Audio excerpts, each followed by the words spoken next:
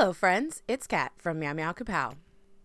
Through YouTube, I've met a lot of thoughtful, caring, and generous people, one of whom is Mikki from Malamic Art. If you haven't already checked out her channel, Mikki has a ton of product reviews, especially for watercolor and oil paints. I love when she decides to get goofy with things like looking at her painting through a microscope, and her portraits are very soft and lovely to watch come to life. A while ago, she reviewed the artist quality Lukas 1862 paints on her channel, and she loved them.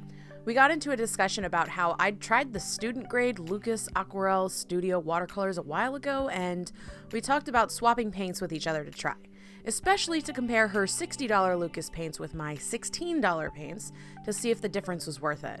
Except Mikki sent a 14-pound box. Holy smokes! There's so much candy in here, guys. It's just crazy. My favorite part is actually the little card she sent, which has a tiny painting that she did with some of the paints I sent her. It's adorable and sweet, and I'm hanging it on my wall to keep me happy. Now to the whole point of this video, the paints. The poor little tin of Lukas paints got so jostled around in the mail that half the colors were just loose in the tin. I asked Mikki what order she wanted them in, and she said, "Oh, any old order is fine," to which I said, "Rainbow order it is, then." It's my favorite order, you see. That and the Order of the Phoenix. Because the whole point of this video is to compare my student grade paints with her professional paints, I thought it would be a good idea to see if they had the same colors and try and line them up in the same order. In case you have problems with getting your pans to stay in the tin, here's how to really make sure they're secure.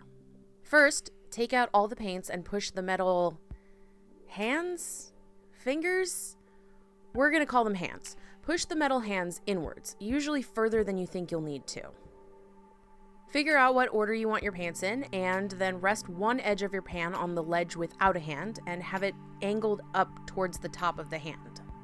When you put firm pressure on the upper part of the pan, it should make an audible click as it locks into place. It's okay if it's a little bit difficult because you want the grip to be really tight. But if it's too hard, loosen the hand's grip just a tiny amount and it'll be okay. By the way, if you check the doobly-doo, you'll find links to all the products used, as well as ways to help support my channel and how to find Malamic Art. I appreciate deeply every like, comment, and subscribe. If you'd like to help fund these art adventures, please consider leaving a tip on my Ko-fi account. Thank you. For the student grade paints, I did my best to match the order with what I'd put the professional paints in. There isn't any pigment information on the box or online for the student grade paints, but here are the names and in the order they came in. We're gonna have a jolly laugh about one of them in a bit. Y'all know by now that I'm obsessed with labeling my paints, so just like if this were any other palette build, I'm putting tape labels on my pans and then rearranging them to match the order of the professional grade paints.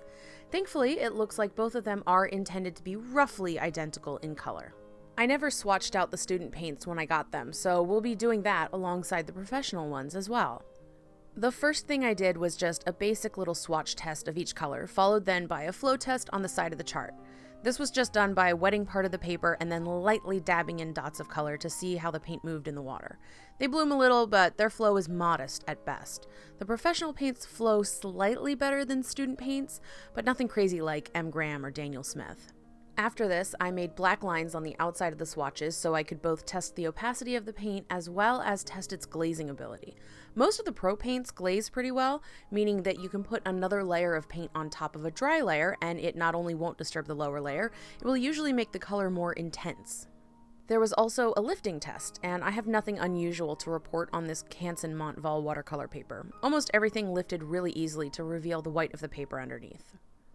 Then I circled any of the paints I thought were either opaque or semi-opaque, and repeated the whole process for the student grade paints. Weirdly, it seems like there are more paints in the professional line that I thought were opaque than in the student line, but after using them, I think it may have just been the way I did the swatches. So let's take a look for a second at the Payne's Gray in the student set. I even went back and double-checked the footage to make sure I hadn't accidentally labeled the raw umber as Payne's Gray somehow, but no, it's definitely the right pan. That's just also definitely not Payne's Gray. At best, it's some kind of brown, though I couldn't tell you which. Why you lying, Lukas? Hi, Bubba. He got bored while I was painting, so he politely asked me to pet him by gently petting my work table. He's so sweet. Ah. Now, back to the paints. To give them both a fair test, I made 2 drawings of the same character and used identical colors to make the mixes. The one thing I goofed up a bit was the skin tone because I couldn't quite match the color exactly, but everything else is pretty much spot on. One thing I noticed is that the student paints really did not like to layer. When I put the shadow on the legs, a very thin wash of my shadow color started to reactivate and move the stripes for the leggings. The professional paint didn't have that problem at all, and they glazed easily and beautifully. Both paints were super vibrant though, which was actually really confusing for me. The only other thing I'd ever painted with my student paints was over a year ago, I did a portrait of Link from Breath of the Wild. I remember having a super hard time building up the color and was pretty frustrated with the paleness of the piece, but I was at least glad that the whole thing was overall evenly pale.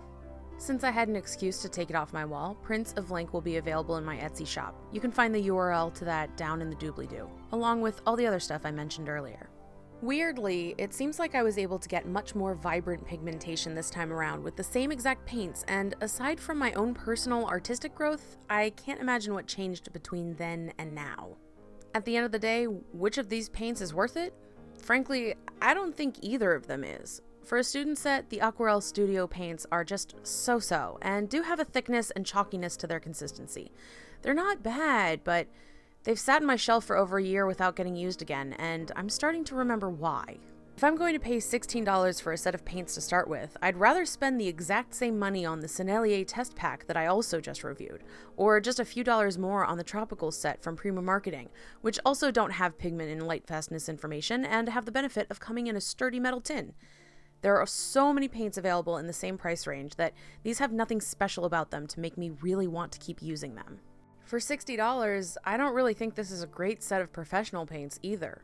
The one color that I really liked and found myself wanting to use was the magenta, but I don't think 1/2 pan of magenta and a good tin are worth $60. For just slightly more money, I'd rather buy a huge set of Mijello Mission Gold paints that come with a super durable studio palette, or for literally half the price, I'd rather buy a palette of White Nights watercolors with 12 full pans rather than 12 half pans. The quality of the professional Lukas paints is by no means bad, I want to be clear on that, but I don't think it's $60 good. Again, there's nothing so exciting about these that makes me want to use them above any other paints that I have in the same, if not better, price range. That's just my opinion though. What's your experience with these? I've seen a couple of reviews and people who really loved them, and maybe I'm just not understanding their strengths. After all, I didn't love Serenity paints at first because I thought their color was too wimpy compared to my Daniel Smith paints, but when I used them more and more, I eventually fell in love.